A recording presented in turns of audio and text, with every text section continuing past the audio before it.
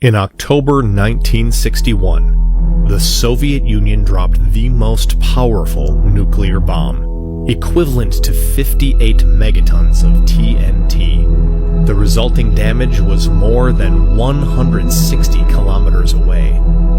The flash from the blast could be seen from 1,000 kilometers away. This is the world's largest nuclear device ever created and tested, the Tsar Bomba, the emperor of the bombs. During World War II, the United States detonated 2 atomic bombs over the Japanese cities of Hiroshima and Nagasaki. That marked the first use of nuclear weapons in war. Tens of thousands were killed in the initial explosions, and many more would later succumb to radiation poisoning. Since then, the world has recognized the terror and destruction of atomic weapons. The bomb on Hiroshima, the Little Boy, released an energy equivalent of 15,000 tons of TNT. Fat Man, the Nagasaki bomb, released an energy equivalent of 21,000 tons of TNT. The Tsar Bomba was equivalent to 58 megatons of TNT. The Tsar Bomba was an aerial hydrogen bomb known as a thermonuclear weapon. The bomb was 8 meters long, had a diameter of nearly 2.6 meters, and a weight of more than 27 tons, the weight of 5 elephants. Inside the weapon. A small atomic bomb is shaped like a sphere at the top of the casing. The top of the sphere contains conventional chemical explosives surrounding a sphere of the beryllium mirror casing, inside of which is a small plutonium sphere about 4 to 6 inches in diameter.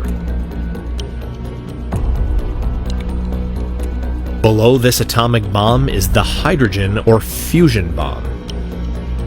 It consists of a cylinder made of uranium.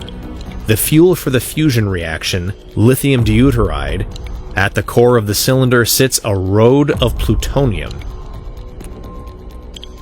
In between the fission and the fusion is an encasing made of styrofoam. A Tu-95V bomber was modified to carry the weapon. It was so big it couldn't even fit in the internal fuselage of the enormous plane. The bomb was mounted on the outside of the aircraft. The plane was painted brightly white to lessen the impact of the megabomb flash. The aircraft, piloted by Andrei Dernovtsev, took off from the Kola Peninsula. It was joined by an observer plane to measure the impact of the bomb. At approximately 11:32 a.m. Moscow time, Tsar Bomba was dropped over the Mityushika Bay test site on the deserted island of Novaya Zemlya.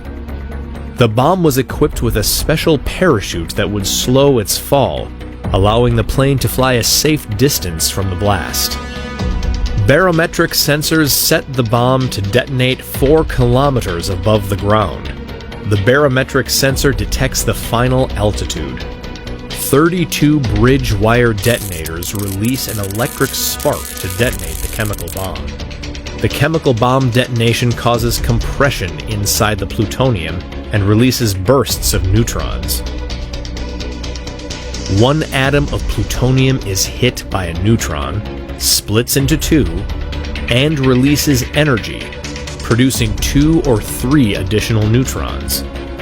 Each of these goes on to react or split other plutonium atoms, thus maintaining a chain reaction that produces a high level of heat, higher than even that at the center of our Sun, 100 million degrees Celsius.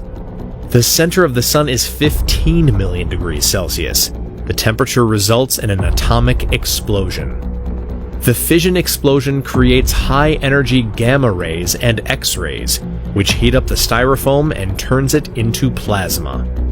The heat and pressure of the plasma compress the fusion cylinder, causing the lithium deuteride to react. This compresses the fusion cylinder, causing the lithium deuteride to react and form helium and more neutrons.